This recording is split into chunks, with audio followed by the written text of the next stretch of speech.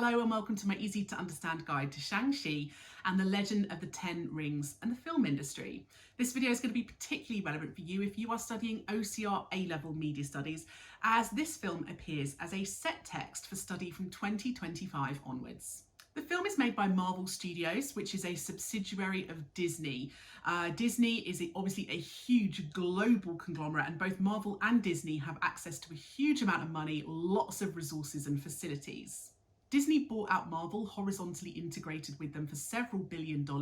That gave them the rights to the Marvel universe and a lot of the Marvel characters. And they did this because they wanted to make sure that they were eliminating their competition and ensuring that they could make profit from the Marvel characters and also compete with some of the other companies which were starting to make superhero films at the time. Marvel has obviously been responsible for some of the biggest superhero movies that have been released, and in fact, some of the biggest movies that have been released in terms of profit.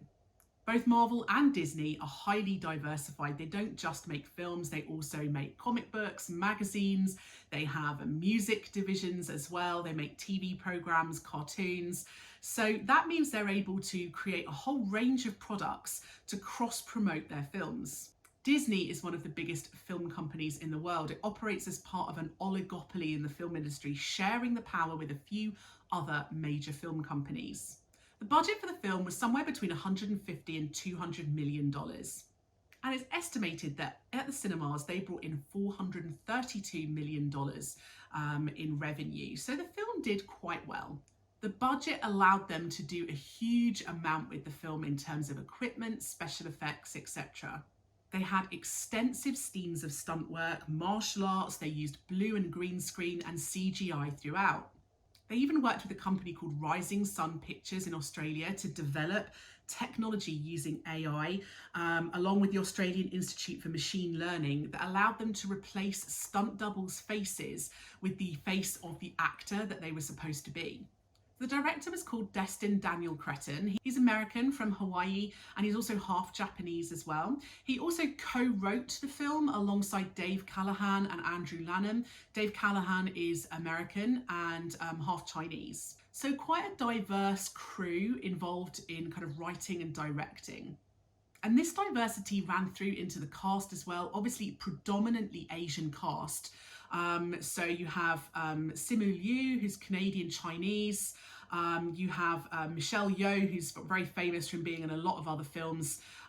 So Crazy Rich Asians, for example, as well as the Mummy franchise and Everything Everywhere All at Once. Awkwafina, who's Asian American, Mengazan, who's Chinese, Fala Chen, who's Chinese as well, Benedict Wong, who's English Asian, the film was really praised for its positive representation of ethnic diversity at a time when, in particular, Asian characters are very underrepresented in the media and in films, and in particular within kind of mainstream action movies. And this is probably Disney trying to overcome its reputation of historical racism.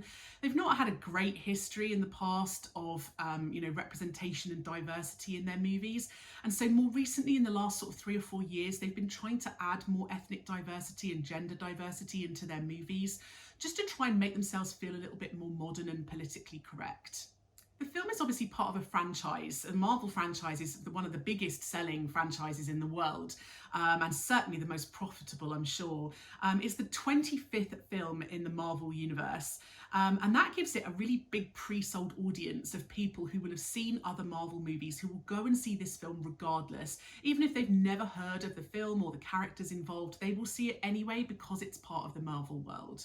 Shang-Chi has actually been mentioned, or certainly the Ten Rings company had been mentioned in Iron Man and also in Iron Man 3. So there had been kind of a precedent set in previous Marvel movies of mentioning the movie, just so that audiences were a little bit familiar with it. In the UK, film regulation is done by the BBFC, and they awarded this film a 12A certificate for the cinema, which means that anyone in the UK over 12 could see it. Anyone in the UK under 12 could see it if they were accompanied by an adult. And that's becoming increasingly common for these big mainstream action movies. Because I I suppose they have quite a wide audience, including some kids who will want to see a superhero movie. That means that in the movie, it did have some moderate violence and threat, and it certainly had some scenes of kind of fantasy fighting, some bloody images, and some bad language. For example, you do see a whole army die at some point, you see soldiers' bodies, but it's very fast paced and it doesn't have close-ups on injuries or wounds or blood or gore. And that means that they were able to avoid that 15 certificate at the cinema. Filming took place in Sydney in Australia in 2020, although this was delayed for quite a considerable time because of the pandemic. Some filming also happened in America, but because of the filming in Australia, they were actually able to secure extra funding because of this. So they got an $18 million fund from the Australian government for filming in Australia. And they also got $8 million from the New South Wales Fund for filming in New South Wales.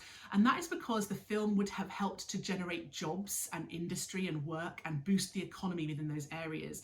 So the governments in those areas were able to supply Disney Marvel with extra money for their film. The comics that Shang-Chi is originally based on were a lot older and therefore potentially a lot more stereotypical. There were quite a lot more racist stereotypes in the comics. And Disney obviously, most of the time, they want to stay true to the comics because that's what fans will expect. But because this character and these narratives were less well known by audiences, certainly in comparison to other big characters that they featured before, like Iron Man, they were able to take a bit more creative liberty with the story and the character. So they actually deliberately rewrote a lot of the storylines to avoid those racial stereotypes because they didn't want to get into a lot of trouble with audiences, and they wanted to show that they were a more modern, open-minded and less discriminatory company. They actually went to great lengths to add in quite a lot of detail in terms of ethnicity and culture into the film. So they featured people and cultures that revolved around China, Hong Kong, Korea. They included different foods in scenes that would be appropriate culturally. They also included different symbolism within the film for different ethnic groups, different religions, different cultures. So they really tried to put as much detail in there as possible, just to try and kind of really embrace the whole idea of a film about Asian culture in general. They obviously had the budget to have a huge range of marketing. So they had teaser posters, full posters, a variety of trailers, which they released both on television and on YouTube as well. They even had created a fundraiser to try and raise money to enable Asian children living in poorer parts of America to go and see the movie. And this is very similar to something they did when Black Panther came out as well. Creates quite a lot of good publicity for the company to show that they're really working with children from low-income backgrounds. They created Marvel Studios Legends as well, which is a kind of like behind-the-scenes documentary all about the character and the organisation, just to give audiences a bit more insight into the kind of storylines. Of course, their theme parks were also used for marketing, so they had characters from the film walking around for photo opportunities. And they were able to form various synergetic partnerships with a whole range of companies, including Sanzo Drinks. They had a partnership to create a lychee flavoured drink. They also formed partnerships with Microsoft, BMW, which also allowed its cars to appear in the film, with Old Spice as well. So these synergetic partnerships are quite easy for a big company with a big reputation like Disney Marvel to be able to form. They did do a Lego collection. Partnerships with companies like Lego is a great way of targeting children and a great way of earning extra revenue whilst promoting your movie. A documentary, Marvel Studios Assembled, was also created, just like it has been for the other Marvel films, where they went behind the scenes and showed all about the stunts and the making of, and did lots of interviews with the cast and crew. Actors appeared on chat shows to promote the movie, and also on magazines and in newspapers.